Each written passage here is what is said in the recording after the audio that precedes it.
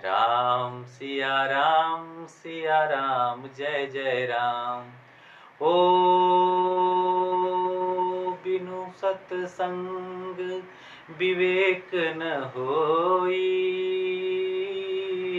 राम कृपा बिनु सुलभन सोई। राम सिया राम जय जय राम। जी हाँ, सत्संग जो एक बहुत बड़ा विषय है और कहा जाता है कि यह उसी को संभव है या उसी को प्राप्त होता है जिस पर भगवान की विशेष कृपा होती है। और यह बात हम भी मानते हैं और बहुत लोग भी मानते हैं, क्योंकि यह जो प्राप्ति है सत्संग की, वो बहुत कुछ क्लास या बहुत क्वालिफिकेशन प्राप्त करने वाले लोगों को प्राप्त नहीं होती, बल्कि चाहत जब तक नहीं होगी, उस तरफ भक्ति नहीं होगी, जब तक आपके भक्ति की शक्ति अंदर से नहीं जागेगी, तब तक आपके या किसी भी प्राणी का सत्संग से भेंट नहीं हो पाएगा। सत्संग का जो आनंद है वो नहीं मिल पाएगा।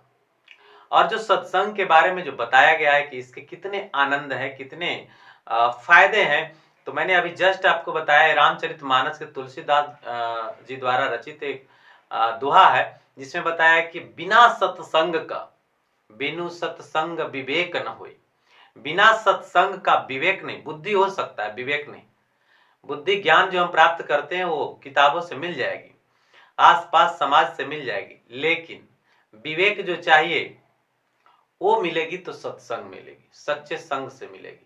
और वह भागवत कथा, रामायण कथा, महाभारत की कथा, भगवान की कथा के द्वारा मिलती है, उससे सम्मिलित रहता है। वो अकेला कुछ नहीं है। ऐसा नहीं है कि फिजिक्स, केमिस्ट्री, बायोलॉजी, मैथ आदि में कहीं कनेक्टेड है, ऐसा कुछ नहीं है। तो इसके लिए जरूरत क्या है? राम कथा, कृष्ण की जी की कथा या किसी भी भगवान जी की कथा जब हम सुनते हैं तो उसके साथ यह सत्संग की बातें, सच्चे संगत की बातें, पुराणों की बातें और जो कहते हैं वेद की बात, ग्रंथ की बात, वो सारी चीजें आ जाएगी।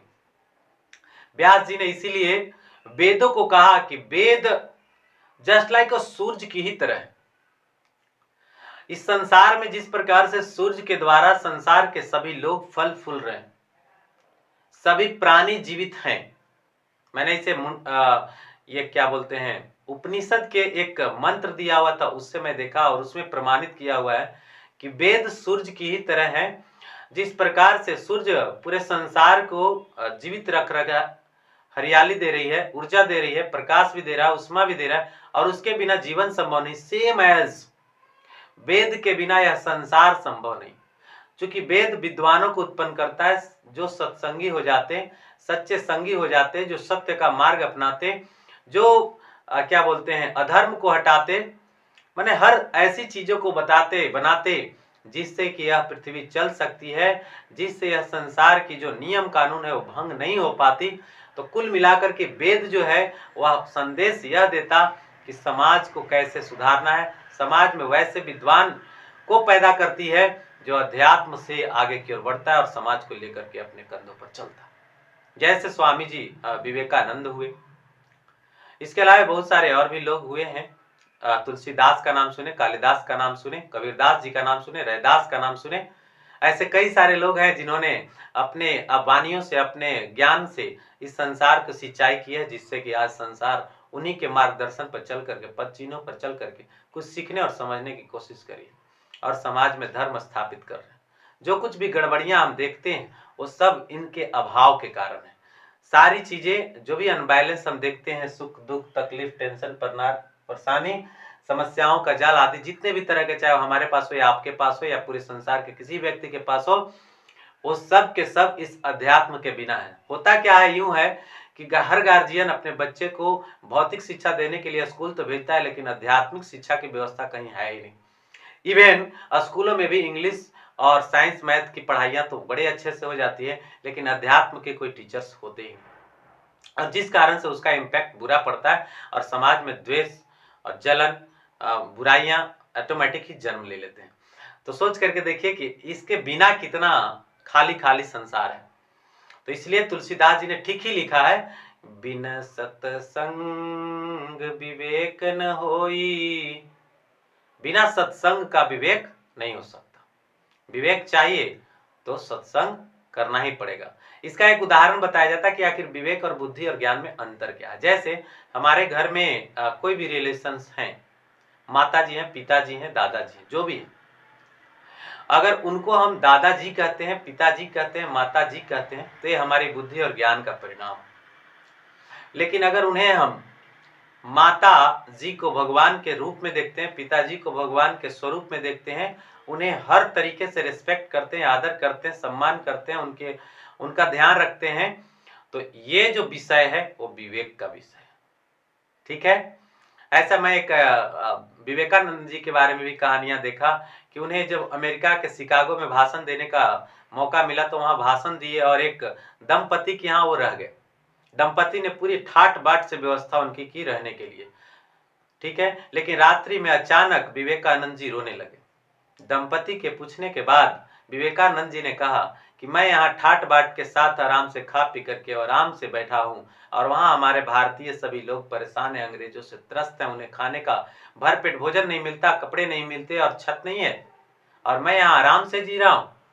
तो यही चीज विवेक कहलाती है। बुद्धि तो है, जानकारी तो है कि भाई भारतीय दुखी हैं, लेकिन इस चीज को फील करना, अनुभव करना, इसका नाम है विवेक। और जो सिर्फ और सिर्फ मात्र और मात्र मिलती है तो सत्संग से। तो फिर से एक बार, बिनु सत्संग विवेक न होई, राम कृपा बिनु सुलभ न सोई। अबे राम कृपा बिनु सुलभ न सोई का मतलब क्या? बिना, जब तक राम जी की कृपा न हो तब तक, भगवान की जब तक कृपा न हो, ईश्वर की जब महिमा न हो, तब तक ये सत्संग से बहुत सारे लोग वंचित रह जाते हैं। वो आजीवन बस इसी घमंड और ईर्ष्या द्वेष में रह जाते हैं, उनकी पूरी जीवन निकल जाती है, बूढ़े हो जाते हैं और अंततः मर भी जाते हैं और उन्हें सत्संग का दर्शन नहीं हो पाता। तो जिस व्यक्ति को हो रहा है, जिस व्यक्तित्व को भी हो रहा है, वह बहुत बड़ा, एक तरह से कहिए कि धर्म किया है, पिछले जन्म में अच्छा कर्म किया है या इसी जन्म में किया है ना, इस कारण से उसे ये मिल रही है। ठीक है।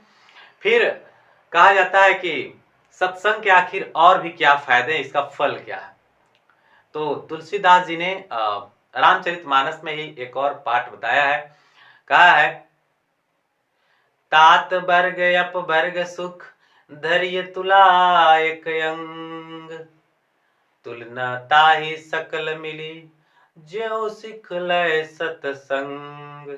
उन्होंने कहा है कि जो सत्संग से सुख प्राप्त होगी ना, जो सत्संग से सुख मिलता है, सत्संग को सुनने से जो आनंद की अनुभूति मनुष्य करता है, उस आनंद की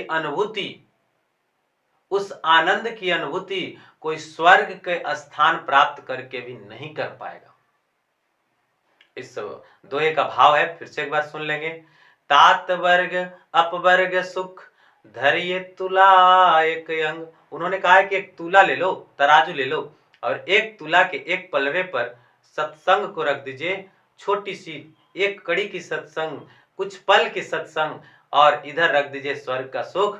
तो सत्संग का जो पलड़ा होगा कहीं ज्यादा उससे भारी होगी, क्योंकि सत्संग क्या है? राम के द्वारा प्राप्त की गई दी गई एक प्रकार का गिफ्ट है, भगवान के द्वारा दी गई एक प्रकार का सरप्राइज है, जो किसी व्यक्ति को, किसी मनुष्य को प्राप्त होता है, और वो कोई सुलभ नहीं है, क्या कहिए, दुर्लभ है, हर मनुष्य को ये प्राप्त नहीं है। अतः तुलसीदास जी ने प्रमाण स्वरूप लिखा भी उसमें, तात वर्ग या वर्ग सुख धैर्य तुला एक अंग। तुला तराजू, तराजू के एक अंग पर रख दीजिए स्वर्ग के सुख को और एक अंग पर रख दीजिए सत्संग के उस पीरियड को, जिस समय कोई व्यक्ति सत्संग सुन रहा हो, और इस पीरियड में जो सुख की प्राप्ति हुई दोनों जगहों पर, उसमें पलड़ा सबसे ज्यादा भारी सत्संग की होगी, क्योंकि वहां पर भगवान की कथा हो रही है, राम जी की कथा हो रही है, या सृष्टि के रचयिता की कथा हो रही है। अतः सबसे ज्यादा सुख और आनंद की प्राप्ति इसी में। तो सत्संग के फायदे के प्रमाण रामचरितमानस में बताए गए हैं, और जो लोग सुनते हैं उनके पास तो खुद ही प्रूफ और प्रमाण है, विशेष रामचरितमानस के प्रमाण दिखाने की किसी को जरूरत नहीं। वैसे भी भक्ति जो है उसमें रगड़ और घर्षण की विषय नहीं, वो तो भक्ति भावना के विषय है। उसमें क्या बोलते हैं हम, अगर ये कहें विवाद का विषय बनाए कि भक्ति को हम जानना चाहते हैं विवाद के बल से, तो विवादित भाषा में अगर हम भक्ति को समझना चाहें, भगवान की कृपा को समझना चाहें, तो वो इम्पॉसिबल है, किसी को भी प्राप्त ना हुआ है। इसलिए कोई भी इसकी अपेक्षा ना करे कि वह इस विवाद से भगवान के सुखों को, भगवान की कथाओं को, भगवान के रहस्यों को जान जाए। भगवान के रहस्यों को जानने के लिए भक्ति धारा ही एक सबसे बड़ी धारा है, और इस धारा से कई लोग बहे, जैसे रसखान बहे, नानक जी बहे, सूरदास बहे, अनेक लोग बह गए और उन्होंने भक्ति धारा से भगवान की प्राप्ति कर ली। आशा करता हूं कि ये बात समझ में आपको आ रही होगी। वैसे मैंने कुछ पॉइंट्स यहाँ पर नोटिस किया है। सत्संग के फायदे से आपको सुख, शांति, चैन, एकांत, प्रेम, धन दौलत और व्यापार हर जगहों पर समृद्धि प्राप्त होती है। ये प्रमाणित है। लोग जिन्होंने ये चीज को किया है उन्हें ये चीज मिली है, अतः करने की कोशिश करें। आपके पास यदि इस तरह की कथाओं का स्रोत नहीं है तो बहुत जगहों पर अवेलेबल है। देखिए, सुनिए, समझिए। मैं भी आपको बहुत कुछ बताते रहता हूँ, सीखता हूँ, समझता हूँ और बताता हूँ।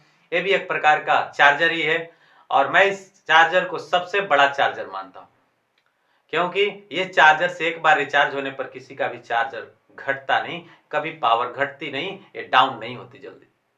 बाकी चार्जर घट जाते हैं, बाकी मोटिवेशन सब झड़ जाते हैं, लेकिन ये मोटिवेशन कभी झड़ती नहीं, क्योंकि इसको देखने वाला, इसको रक्षा करने वाला, इसको गाइड करने वाला गॉड होता है, और गॉड का अंश हमारे हृदय में होता है, हमारे आत्मा में होता है, और आत्मा ही शक्तिशाली है, आत्मा ही भगवान है, और जो हमारे साथ होता है। Thanks a lot.